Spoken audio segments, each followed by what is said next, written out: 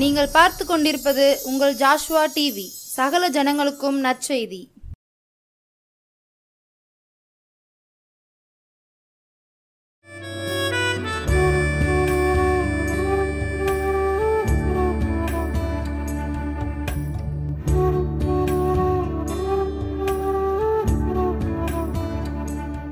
அன்பார்ந்த Joshua TV நேயர்களுக்கு ஆண்டவரும் உலக இரட்சகருமாம் இயேசு கிறிஸ்துவின் ஈடு இணையற்ற நாமத்தினாலே அன்பின் சமாதான வாழ்த்துதலை தெரிவித்துக் கொள்கின்றேன். இந்த நற்செய்தி நேர பகுதிக்கு நியாயாதிபதி இயேசுவின் ஊழியங்கள் சார்பாக உங்களை அன்போடு வாழ்த்தி வரவேற்கின்றேன். இந்த நாளிலும் கர்த்தர் நம்மோடு கூட பேசும்படியாக ஒரு விஷய தலைகளை தாழ்த்தி ஜெபிப்போம். எங்கள் அன்பின் பரலோக பிதாவே, இந்த ஆசீர்வதிக்கப்பட்ட நல்ல இரவு வேளைக்காக உமக்கு நன்றி செலுத்துகிறோம். தகப்பனே, இந்த நற்செய்தி நேர பகுதி வாயிலாக நீர் எங்களோடு கூட பேச விரும்புகிற காரியத்தை ஆண்டவரே எங்களோடு கூட பேசும்படியாக உங்கள் சமூகத்தில் எங்களை முற்றிலுமாக தாழ்த்தி ஒப்பு கொடுக்குறோம்ப்பா. உங்கள் வசனத்தை தியானிக்கும் பொழுது அது எங்களுடைய இருதயத்திற்கு ஆறுதலாக இருக்கட்டும். இயேசுவின் நாமத்தில் பிதாவே, ஆமென். இந்த நாளிலும் நற்செய்தி நேர பகுதி வாயிலாக இயேசு நம்மோடு கூட பேசக்கூடிய காரியம் என்ன? 118ஆம் சங்கீதம், அதில் 8வது வசனம். சங்கீதங்களின் புஸ்தகம் 118, 8வது வாக்கியம் சொல்லுகிறது, மனுஷனை நம்புவதை பார்க்கிலும் கர்த்தர் பேரில் பற்றுதலாயிருப்பதே நலம். மனுஷனை நம்புவதை பார்க்கிலும் கர்த்தர் பேரில் பற்றுதலாய் இருப்பதே நலம். அநேக வேளைகளில் நாம் மனிதர்களை நம்புகிறோம். கணவன் மனைவி, பெற்றோர் பிள்ளைகள், சகோதர சகோதரிகள், இன்னும் நண்பர்கள், மருத்துவர்கள், வக்கீல்கள், இப்படி இவர்களை நம்பி இவர்களிடத்தில் நான் இருந்தால் இவர்கள் என்னை ஆதரிப்பார்கள், இவர்கள் என்னுடைய வாழ்க்கையை மாற்றி விடுவார்கள், என்னுடைய பிரச்சனைகளை தீர்த்து விடுவார்கள், எனக்குள்ள எல்லாவற்றையும் முற்றிலுமாக மாற்றி என்னை சந்தோஷப்படுத்தி விடுவார்கள் அப்படின்னு சொல்லி நாம் மனிதர்களை நம்பி நம்பி போய்கொண்டிருக்கிறோம். ஆனால் நாம் ஒன்றை மறந்து விட்டோம். அந்த மனிதர்கள் மூலமாக இயேசு நமக்கு உதவி செய்து கொண்டிருக்கிறார். இயேசு தெளிவாக சொல்லியிருக்கிறாரு, என்னால் என்று உங்களால் எதுவுமே செய்ய முடியாது.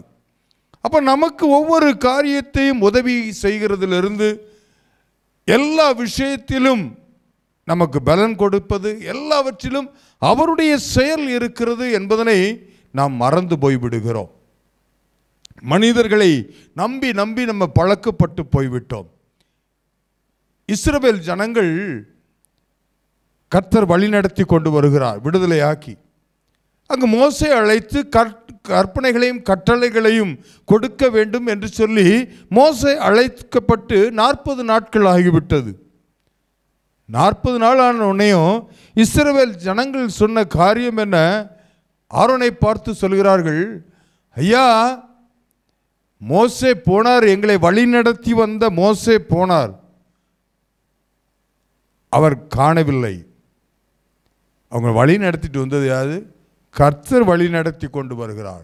பார்வோனிடத்திலிருந்து பலத்த அற்புதங்களை செய்ய வைத்து அடுத்து கொண்டு வந்து சத்துருக்களை சமுத்திரத்தின் ஆழத்தில் அழுத்தி போட்டுவிட்டு அமைக்கிவிட்டு அதிலிருந்து கொண்டு வந்து இரவில் அக்னி ஸ்தம்பமாகவும் பகலில் மேக ஸ்தம்பமாகவும் 24 மணி நேரமும் கூட வைத்து கொண்டு வானத்திலிருந்து மன்னாவை பொழிய வைத்து கண்மலையிலிருந்து தண்ணீரை வர வைத்து நடத்தி கொண்டு வருகிறது யார்? கர்த்தர். ஆனால் ஜனங்கள் சொல்லுகிறார்கள், எங்களை வழிநடத்தி வந்த மோசைக்கு என்ன ஆயிற்றோ தெரியவில்லை, அதனால் எங்களுக்கு முன் செல்லும் தெய்வங்களை உண்டு பண்ணணும். அதாவது நமக்கு மறைமுகமாக கர்த்தர் இருந்து செயல்படுவதை நம்மால் கண்டுகொள்ள முடியவில்லை. நமக்கு முன்பாக இருக்கிறவர்கள் நம் கண்களுக்கு தெரிகிறதைத்தான் நாம் நம்புகிறோம். நம்முடைய பார்வை, அதனால தான் நம்ம அதிகமாக ஏமாந்து போய்விடுகிறோம். இந்த மனிதரை நான் நம்புவேன், இந்த மனிதர் எனக்கு நல்லது செய்வார், இந்த மனிதர் எனக்கு உதவி செய்வார் என்று சொல்லி அவரை முகத்தை பார்த்து நாம் செயல்படுகிறோம், ஏமாந்து போய் விடுகிறோம், அழுது கொண்டு புலம்பிக் கொண்டு இருக்கிறோம். நம்முடைய வாழ்க்கை சந்தோஷத்திற்கு பதிலாக துக்கத்தோடே ஓடிக்கொண்டு இருக்கிறது. அதாங்க சங்கீதக்காரன் சொல்றான், நான் மனுஷனை நம்புவதை பார்க்கிலும் கர்த்தர் மேல் பற்றுதலாய் இருப்பதே நலம். கர்த்தர் மேல பற்றுதலாய் இருப்போம், அவர் மேல பற்றுதல், அவரோடு கூட ஐக்கியப்பட்டு அவரை நம்பி இருக்கும் பொழுது என்னுடைய இந்த வாழ்க்கை யாரை கொண்டு வேணுமானாலும் அவர் என்னை வழிநடத்தி செல்ல முடியும். யாரை கொண்டு வேணுமானாலும் அவரால் என்னை போஷிக்க முடியும். எலியாவை காக்கையை கொண்டு போஷித்தார் அல்லவா? அப்படிப்பட்டது இயேசு நமக்கு செய்கிறதை நம்மால் உணர்ந்து கொள்ள முடியவில்லை. வேதத்திலிருந்து சவுல், தாவீது 2 பேரை குறித்து உங்கள் மத்தியில் நான் வைக்க விரும்புகிறேன். அந்த 2 பேர் வாழ்க்கையில் மனிதர்கள் பின்னாடி ஓடி சென்ற சவுல் வாழ்க்கையில் நடந்தது என்ன, கர்த்தர் மேலேயே பற்றுதலாக இருந்த தாவீதுக்கு நடந்தது என்ன, என்ன செய்தார்கள், அதை மாத்திரம் உங்கள் முன்பாக வைத்துவிட்டு கடந்து செல்ல ஆசைப்படுகின்றேன். 1 சாமுவேலின் புஸ்தகத்தில் 14வது அதிகாரம், 1 சாமுவேல் புஸ்தகத்தில் 14வது அதிகாரம் 52வது வசனத்தை நான் உங்களுக்காக வாசிக்கின்றேன். சவுல் இருந்த நாளெல்லாம் பெலிஸ்தரின் மேல் கடினமான யுத்தம் நடந்தது. சவுல் ஒரு பராக்கிரமசாலியாகிலும் ஒரு பலசாலியாகிலும் காணும்போது அவர்கள் எல்லாரையும் தன்னிடமாய் சேர்த்து கொள்வான். சவுல் இந்த காலகட்டத்தில் அதிகமான சவுல் இஸ்ரவேல் ஜனங்களுக்கு ராஜாவாக இருந்தான். அவன் தான் முதல் ராஜா. அவன் ராஜாவாக இருக்கும் பொழுது பயங்கரமான நிறைய யுத்தங்கள் நடந்தது. அந்த யுத்தங்கள் நடக்கும் பொழுது யார் பராக்கிரமசாலியாக, யார் பலசாலிகளாக இருக்கிறார்களோ அவர்களை எல்லாம் தன்னிடமாக சேர்த்து கொள்வான். நான் பலசாலியாக வச்சுக்கணும், பராக்கிரமர்களை நான் வைத்து கொள்ள வேண்டும், அப்படிப்பட்டவர்களை நான் வைத்து கொண்டால்தான் என்னுடைய படைபலம் பலம் உள்ளதாக இருக்கும். அப்போ தான் என்னால் எதையும் ஜெயிக்க முடியும், அப்போ தான் நான் யுத்தத்தில் நான் ஜெயிக்க முடியும், வெற்றி வாகை சூட முடியும். அப்படி இல்லை என்றால் நான் போரில் நான் தோற்று போய்விட வேண்டும், நான் புறமுதுகு காட்ட வேண்டியது வரும். அப்படி இல்லைன்னா நான் அழிந்து போக நேரிடும். எனவே பலசாலிகளையும் பராக்கிரமர்களையும் நான் என்னோடு கூட வைத்து கொண்டேன் என்றால் என்னுடைய வாழ்க்கை வளமுள்ள வாழ்க்கையாக மாறிவிடும். எனக்கு முன்பாக யாரும் எதிர்த்து நிற்க முடியாது. நான் செல்கின்ற யுத்தத்திலெல்லாம் நான் ஜெயம் பெற்றவனாக மாறிவிட முடியும் அப்படின்னு சொல்லி அவன் சொல்லுகிறதை நாம் பார்க்கிறோம். ஒரு சகோதரி, அந்த சகோதரி என்ன செய்தார்கள், அவங்க கணவர் மரித்து போய்விட்டார்கள். கணவர் மரித்து போயிட்டாங்க. இந்த சகோதரி வீட்டை விட்டு வெளியில் போனதே கிடையாது. எல்லா காரியத்தையும் கணவர் தான் செய்து கொண்டு இருந்தார், அவர் தான் உதவி செய்து கொண்டு இருந்தார். எல்லாவற்றையும் இவங்க எந்த வேலையும் தெரியாது, வெளியில் போய் என்ன செய்யணும், கடைக்கு போகணுமா எதுவுமே தெரியாது. எல்லாவற்றையும் கணவர் தான் பார்த்துக்கிட்டு இருக்காரு. கணவர் மரித்து போய்விட்டார். கணவர் மரித்த பின்பு அவங்க கணவருடைய தங்கை, அவர்கள் எல்லா வேலையும் அவங்களும் வெளியில் எங்கேயுமே போக விடுறது கிடையாது. முற்றிலும் எல்லா வேலையும் இவங்க தான் செஞ்சுக்கிட்டு இருந்தாங்க. 6 மாத காலம் அவர்களும் மரித்து போய்விட்டார்கள். 2 பேரும் மரிச்சிட்டாங்க. துக்கத்தோடு இருக்கிற சமயத்தில் நான் அங்கு அவர்கள் வீட்டுக்கு ஜெபிக்கும்படியாக என்னை அழைத்து சென்றார்கள். அழைத்து செல்லும் பொழுது அங்கு ஜெபித்து கொண்டிருக்கிற வேளையில் கர்த்தர் வெளிப்படுத்தினார், நீ துக்கத்தோடு இருந்து கொண்டிருக்கிறாய், உன் துக்கத்தை இயேசு ஏற்றுக்கொண்டிருக்கிறார், அவரை சார்ந்து கொள், அப்பொழுது அவர் உன்னை கரம் பிடித்து நடத்தி செல்வார் அப்படின்னு சொல்லி சொல்லும் பொழுது அது அவர்கள் மனதில் ஆழமாக பதிந்து விட்டது. பதிஞ்சதுக்கு அப்புறமா சரி அப்படின்னு சொல்லிட்டு நான் அங்கே கடந்து வரும் பொழுது என்னை அழைத்து சென்ற சகோதரர் சொன்னார், சார் இந்த குடும்பத்தில் இந்த மாதிரி நிகழ்வுகள் நடந்துருச்சு, இப்போ அவங்களுக்கு யாருமே இல்லை, கணவர் இல்லை, இது இல்லை, முடங்கி போய் கிடக்கிறாங்க வீட்டில். 1 மாத காலம் ஆச்சு. நாத்தனார் கணவர் இறந்து 6 மாதம், நாத்தனார் இறந்து 1 மாதம் ஆகுது. இந்த சூழ்நிலையில் இருக்கிறாங்க, நான் என்ன செய்ய போகிறேன்னு தெரியல, அந்த சூழ்நிலையில் இருக்கிறேன் அப்படின்னு சொன்னாங்க. அடுத்து ஒரு வருஷம் கழித்து நான் அந்த பக்கமாக போனேன். போகும்பொழுது அந்த சகோதரி என்னை பார்த்து, சார் வணக்கம் அப்படின்னு சொல்லி என்கிட்ட பேசி கொண்டிருந்தாங்க.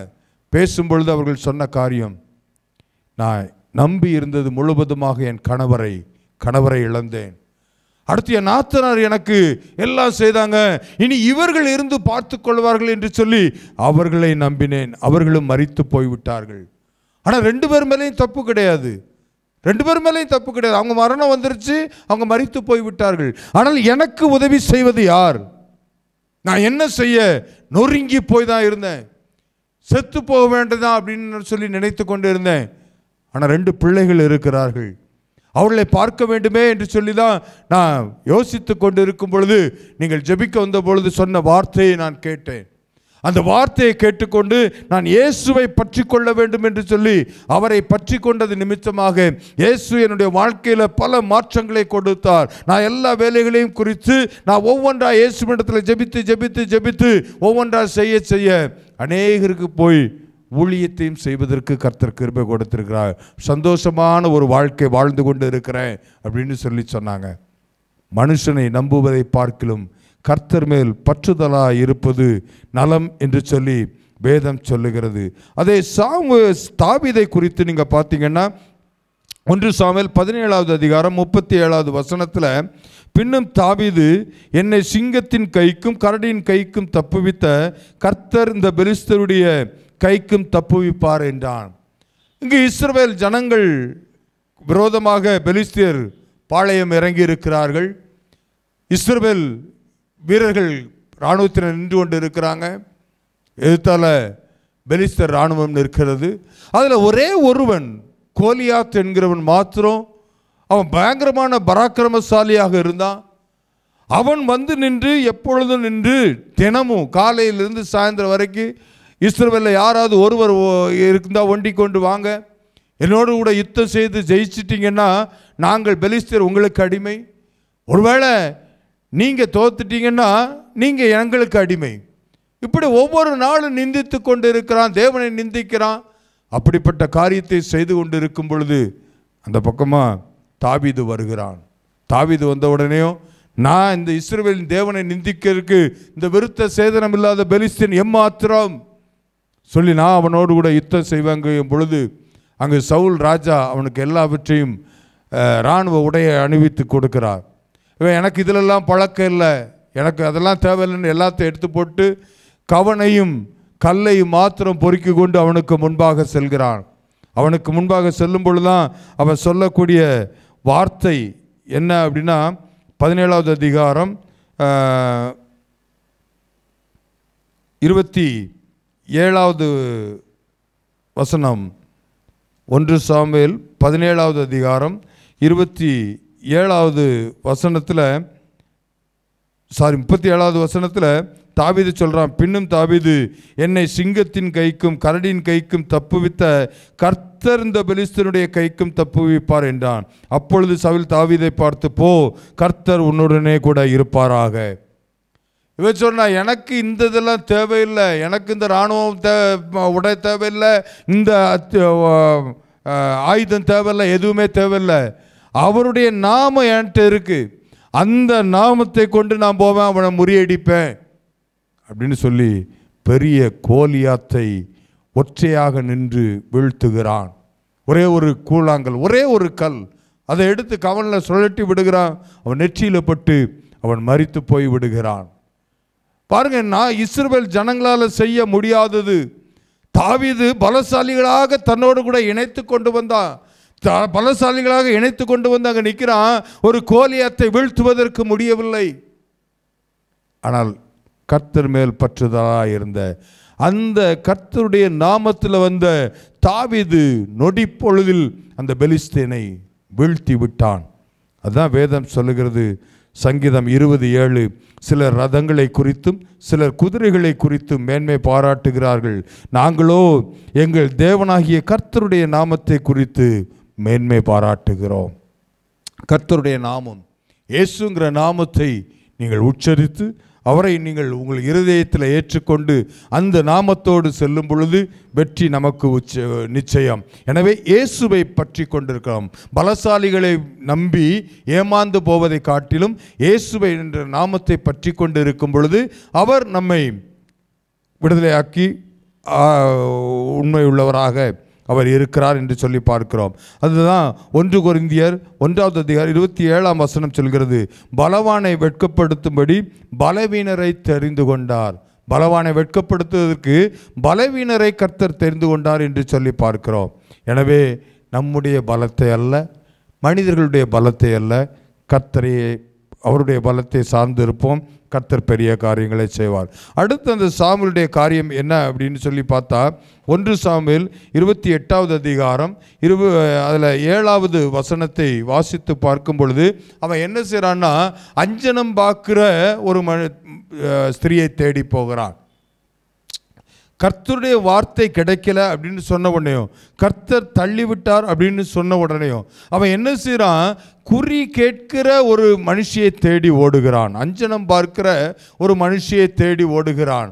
ஐயா, எனக்கு இப்படிப்பட்ட சூழல் இருக்குது, நான் என்ன செய்யணும், அடுத்து எங்கே போகணும் எனக்கு தெரியலை. அதுக்கு அஞ்சனம் பார்க்கிற ஸ்திரீனிடத்தில் போய் சாமுவேலை ஆவியை எழுப்பி வர வேண்டும் அப்படின்னு சொல்லி அவன் பேசுகிறதை பார்க்க முடிகிறது. கர்த்தருடைய வார்த்தை வருது, உன்னை தள்ளினார் என்று சொல்லி அதை அவன் விசுவாசியாமல் அவன் என்ன செய்றான், கர்த்தரிடத்தில் போகாம அவன் மனுஷனுடைய வாக்கை நம்பி போகிறான். ஒரு மனுஷியை தேடி அவன் அங்கு போவதை பார்க்க முடிகிறது. ஆனால் 1 சாமுவேல் 30வது அதிகாரத்தில் நீங்கள் வாசித்து பார்க்கும் பொழுது தாவீதும் அவனுடைய மனுஷர்களும் சேர்ந்து ஒரு யுத்தத்திற்கு செல்லும் பொழுது அங்கு வேண்டாம்னு சொன்னோடனே திரும்பி வர்றாங்க. திரும்பி வரும்பொழுது இவர்கள் இல்லாத சமயத்தில் எல்லாம் அவனுடைய மனைவி, பிள்ளைகள், ஆடு மாடுகள் எல்லாவற்றையும் கொள்ளை கொண்டு போயிட்டு அதை தீக்கிரையாக்கி விடுகிறார்கள். தீயப்பட்டு கொளுத்தி போட்டு போயிடுறாங்க. ஆனால் எல்லாரும் சத்தமிட்டு அழுகிறாங்க, ஐயோ நாங்கள் என்ன செய்கிறது அப்படின்னு சொல்லி அவர்கள் அழுது கொண்டு இருக்கிறார்கள், அழுது புலம்பிக் கொண்டு இருக்கிறார்கள். அந்த சமயத்தில் எல்லாம் இவனுக்கு விரோதமாக எழும்புகிறார்கள். ஆனால் இவன் கர்த்தரிடத்தில் தன்னை திடப்படுத்தி கொண்டான் அப்படின்னு சொல்லி பார்க்கிறோம். 6 சொல்லுது, தாவீது மிகவும் நெருக்கப்பட்டான். சகல ஜனங்களும் தங்கள் குமார்த்திகள் நிமித்தம் மனக்கிலேசமானதினால் அவனை கல்லெறிய வேண்டும் என்று சொல்லி கொண்டார்கள். தாவீது தன் தேவனாகிய கர்த்தருக்குள்ளே தன்னை திடப்படுத்தி கொண்டான். கர்த்தருக்குள்ளே திடப்படுத்தி கொண்டான். கர்த்தருடைய வார்த்தையே நம்பியிருந்தான். இஸ்ரவேல் ஜனங்களுக்கு விரோதமாக, கர்த்தரால் தெரிந்து கொள்ளப்பட்ட ஜனங்களுக்கு விரோதமாக இவன் சென்றான். அதனால் இந்த பிரச்சனை வந்துச்சு. திரும்ப அவன் கர்த்தரிடத்திலே போய் கேட்டதுனால அவன் மீண்டுமாக இழந்து போனதை ஒன்றும் இல்லாமல் அத்தனையும் சகலத்தையும் திருப்பி கொண்டான் என்று சொல்லி நம்ம வேதத்திலே பார்க்கிறோம். அவரை நம்பி இருக்கும் ஜனங்களுக்கு அவர் உதவி செய்ய உண்மை உள்ளவராக இருக்கிறார். மனுஷனுடைய வார்த்தை நம்ப போல கர்த்தருடைய வார்த்தையை நம்பினா அவனுக்கு தெரியாது யார் கொண்டு போனா, யார் கொள்ளையடிச்சு போனா, எதுவுமே தெரியாது. ஆனாலும் கர்த்தருடைய வார்த்தை வந்தது, நீ அந்த தண்டை பின்தொடரு, அவ்வளோதான், தண்டை பின்தொடரு, நீ கண்டுபிடிச்சிக்கிடுவ. எந்த வழியாக வந்தாங்க, எந்த வழியாக போனாங்க, எதுவுமே தெரியாது. ஆனாலும் சென்றான், வழியில் ஒருவனை கொடுத்தார். அவன் மூலமாக அந்த இடத்தை கண்டுபிடிச்சு எல்லாவற்றையும் திருப்பி கொண்டு வந்தார். எனவே மனுஷனுடைய வார்த்தையை நம்புவதை பார்க்கலும் கர்த்தரை நம்புவதே மிகவும் நல்லது. அடுத்து 3வது நம்ம பார்த்தோம் அப்படின்னா 1 சாமுவேல் புஸ்தகத்தில் 15வது அதிகாரத்தில் 1 சாமுவேல் 15வது அதிகாரத்தில் 24, 26வது வசனத்தை வாசித்து பார்க்கும் பொழுது 1 சாமுவேல் 15வது அதிகாரம் 24, 24 முதல் உள்ள வசனத்தை வாசித்து பார்க்கும் பொழுது, அப்பொழுது சவுல் சாமுவேலை நோக்கி, நான் கர்த்தருடைய கட்டளையும் உம்முடைய வார்த்தையும் மீறினதினாலே பாவம் செய்தேன். நான் ஜனங்களுக்கு பயந்து அவர்கள் சொல்லை கேட்டேன். இப்பொழுதும் நீர் என் பாவத்தை மன்னித்து நான் கர்த்தரை பணிந்து கொள்ளும்படிக்கு என்னோட கூட திரும்பி வாரும் என்றான். என்ன செய்றான், தவறு செஞ்சிட்டப்பா அப்படின்னு சொல்லி ஒரு தீர்க்கதரிசி, ஒரு ஊழியக்காரர் வந்து சொல்லுகிறார். வந்து சொன்ன உடனே அவன் என்ன சொல்கிறான், இப்போதும் நீர் என் பாவத்தை மன்னித்து நான் கர்த்தரை பணிந்து கொள்ளும்படிக்கு என்னோட கூட திரும்பி வாரும். ஒரு ஊழியக்காரர் இடத்துல போய் கேட்குறான், தீர்க்கதரிசி இடத்துல போய் கேட்குறான், நீர் என் பாவத்தை மன்னியும். நான் தப்பு பண்ணிட்டேன், தவறை உணர்ந்து கொண்டான். நான் செய்த தவறு என்ன? பாவம் உணர்த்தப்பட்ட பொழுது, தவறு உணர்த்தப்பட்ட பொழுது, இது தவறு, நான் கர்த்தருக்கு விரோதமாக பாவம் செய்துவிட்டேன் என்று சொல்லி அவன் உணர்ந்திருந்தாலும் அவன் சென்ற இடம் தவறு. ஊழியக்காரர் இடத்துல சொல்றான், நீர் என் பாவத்தை மன்னியும். ஊழியக்காரர் பாவத்தை மன்னிப்பதற்கு ஊழியக்காரர் எப்படி முடியும்? பாவத்தை மன்னிப்பதற்கு இயேசு கிறிஸ்து ஒருவரால் மாத்திரமே முடியும். இயேசு கிறிஸ்து அல்லாம இந்த உலகத்தில் பாவத்தை மன்னிப்பதற்கு வேறு யாராலையும் முடியாது. ஏனென்றால் அவர்தான் நமக்காக பலியாயிருக்கிறார், நம்முடைய பாவங்களை சிலுவையில் சுமந்திருக்கிறார். இயேசு கிறிஸ்துவால் அன்றி ஒருவராலையும் பாவத்தை மன்னிக்க முடியாது. ஆனா இங்கு இவன் என்ன செய்யறான்? ஊழியக்காரர் இடத்துல சொல்றான், பாவத்தை மன்னியும், நான் கர்த்தரை பணிந்து கொள்ளணும். கர்த்தரிடத்துல மன்னிப்பு கேட்கல, ஊழியக்காரரிடத்துல மன்னிப்பு கேட்கிறான். ஊழியக்காரர்கள் கர்த்தரால் பயன்படுத்தப்படுகிற ஒரு பாத்திரமே தவிர அவர்கள் கர்த்தர் கிடையாது. ஆனா இங்கு அவர்களை தேவனை போல பாவித்து அவரிடத்துல மன்னிப்பு கேட்கிறான். ஆனா தாவீது என்ன செய்தான் என்று 2 சாமுவேல் இடத்துல 2 சாமுவேல் 12வது அதிகாரத்தில் நம்ம வாசித்து பார்க்கும் பொழுது 2 சாமுவேல் 12வது அதிகாரம் 13வது வசனத்தை வாசித்து பார்க்கும் பொழுது அங்கு அப்பொழுது தாவீது நாத்தானிடத்தில், நான் கர்த்தருக்கு விரோதமாய் பாவம் செய்தேன் என்றான். நாத்தான் தாவீதை நோக்கி, நீ சாகாதபடிக்கு கர்த்தர் உன் பாவம் நீங்க செய்தார். இங்கு பத்சேபாள் இடத்துல, உரியாவின் மனைவியாக பத்சேபாள் இடத்துல தாவீது பாவம் செய்த பொழுது அவன் உணர்த்தப்படுகிறான், தீர்க்கதரிசி மூலமாக உணர்த்தப்படுகிறான். ஐயா, நீ இந்த பாவத்தை செய்து விட்டாய், நீ இந்த தவறை செய்து விட்டாய், கர்த்தர் உன்னை மன்னிக்க மாட்டார் என்று சொன்ன உடனேயும் அவன் என்ன செய்யறான்? மனங்கரசந்து, நான் கர்த்தருக்கு விரோதமாக நான் பாவம் செய்து விட்டேன் என்று சொல்லிதான் 51வது சங்கீதத்தை எழுதுகிறான். ஐயா, என்னை ஈசோப்பினால் கழுவும், ஈசோப்பினால கழுவும் அப்படின்னு சொல்லி கர்த்தரிடத்தில் அவன் கேட்கிறான். அதே போல நீங்க 2 சாமுவேல் 24வது அதிகாரத்தில் இவன் லக்கம் பார்க்கும் பொழுது இஸ்ரவேல் ஜனங்கள் எவ்வளவு, யூத ஜனங்கள் எவ்வளவு என்று சொல்லி தொகை பார்க்க எண்ணின பொழுது கர்த்தர் ஒரு 3 காரியத்தை சொல்லுகிறார். ஒன்று, 7 வருட பஞ்சம், அல்லது 3 மாதம் சத்துரு பின்தொடர்தல், அல்லது 3 நாட்கள் கொள்ளை நோய். இதை 3ல் ஒன்றை தெரிந்து கொள் அப்படின்னு சொன்ன பொழுது அவன் சொல்லக்கூடிய காரியம் என்ன அப்படின்னு சொன்னா, அதில் 12வது அதிகாரம் தாவீது சொல்லுவான், நான் கர்த்தருடைய பாதத்தில் விழுவோமாக. கர்த்தரிடத்தில் விழணும்னு சொல்லி கர்த்தருடைய சமூகத்தில் விழுந்து கிடந்து அவரிடத்திலே மன்னிப்பு கேட்டுக்கொண்டிருந்தான். ஊழியர் இவனிடத்துலையும் நாத்தான் தான் சொன்னான். அவர் தீர்க்கதரிசி சொன்ன பொழுது தீர்க்கதரிசியை போய், நீர் என் பாவத்தை மன்னியும், நீர் எனக்கு உதவி செய்யன்னு கேட்கல, நேரடியாக கர்த்தருடைய சமூகத்தில் போய் அழுதான், ஜெபித்தான், அவன் தன்னை காத்து கொண்டான். சவுல் மனிதர்களை, மனுஷ பலத்தை நம்பினான், மனுஷனுடைய வார்த்தையை நம்பினான், மனுஷனிடத்தில் பாவத்திற்காக மன்னிப்பு கேட்டுக்கொண்டிருந்தான். ஆனால் தாவீது கர்த்தரையே சார்ந்து கொண்டிருந்ததுனால 2 சாமுவேல் 3வது அதிகாரம் 1ஆம் வசனம் சொல்கிறது, சவுலின் குடும்பத்தாருக்கும் தாவீதின் குடும்பத்தாருக்கும் நெடுநாள் யுத்தம் நடந்தது. தாவீது வர வர பலத்தான், சவுலின் குடும்பத்தார் வர வர பலவீனப்பட்டு போனார்கள். ஐயா, கர்த்தரை நம்பினால தாவீது வர வர பலத்தான் என்று சொல்லி பார்க்கிறோம். மனுஷனை நம்பின சவுலின் குடும்பத்தார் அவனுடைய வாழ்க்கை தாழ்ந்து போய்விட்டது. அவன் வளர்ச்சி அடையவில்லை, அவன் மேன்மை அடையவில்லை, அவன் தனக்குத்தானே மரித்து கொண்டான், தன்னுடைய உயிரை தானே மாய்த்து கொள்ளக்கூடிய ஒரு சூழ்நிலை வந்துவிட்டது. அவன் குடும்பத்தார் ஜெயிக்க முடியவில்லை, அவன் குடும்பத்தார் வாழ்க்கையில் வெற்றி பெற முடியவில்லை. ஏனென்றால் சவுல் முழுவதுமாக தன்னுடைய மனுஷ பலத்தையும் மனுஷ வார்த்தையும் மனுஷரிடத்திலே போய் மன்னிப்பு கேட்கிறதிலையும் மனுஷரை பிரியப்படுத்துகிற காரியத்திலுமே அவன் தன்னை ஈடுபடுத்தி கொண்டது நிமித்தமாக சவுலின் குடும்பத்தார் அழிந்து போனார்கள். தாவீது வர வர பலத்தான். கர்த்தரை பற்றி கொண்டிருந்த தாவீது வர வர பலத்தான். எனவே தாவீதை போல நாமும் இன்று மனுஷனை நம்புவதை பார்க்கிறோம், கர்த்தர் மேல் பற்றுதலாய் இருக்க வேண்டும் என்று சொல்லி இந்த நற்செய்தி மூலமாக உங்களுக்கு ஒரு செய்தியை இயேசு கொடுக்கிறார். என்ன செய்ய போறீங்க? யாரை நம்பி இருக்கிறீங்க? ஒருவேளை வியாதியாக இருக்கலாம், அல்லது பலவீனங்களாக இருக்கலாம். எல்லாவற்றையும் நீங்கள் மருத்துவரையோ வக்கீலையோ யாரையோ நம்புவதை பார்க்கிறோம். இயேசு மேலே நம்பிக்கை வச்சாங்கன்னா இயேசு உங்களுக்கு சுகத்தை கொடுப்பார். அப்படியே தலைகளை தாழ்த்தி ஜெபிப்போமா? தலைகளை தாழ்த்தி, இயேசுவே நீர் கொடுத்த அந்த வார்த்தைக்காக நன்றி செலுத்துகிறோம். மனுஷனை நம்பி நம்பி ஏமாந்து போயிட்டாப்பா. சவுலை போல ஆண்டவரே, எவ்வளவு ராஜாவாக இருந்தவன் வீழ்ந்து போன ஆண்டவரே, தனக்குத்தானே அவன் தன்னுடைய உயிரை மாய்த்து கொள்ளக்கூடிய அளவுக்கு போயிடுச்சு ஆண்டவரே. ஆனால் தாவீதோ வர வர வர வர விருத்தி அடைந்தான்னு சொல்லி பார்க்கிறோம், வர வர பலத்தான் என்று சொல்லி பார்க்கிறோம்ப்பா. அதே போல எங்களுடைய வாழ்க்கையும் ஆண்டவரே வர வர விருத்தி உண்டாகணும், வர வர பலம் உண்டாகணும், வர வர ஆண்டவரே செழிப்பு உண்டாகணும் ஆண்டவரே.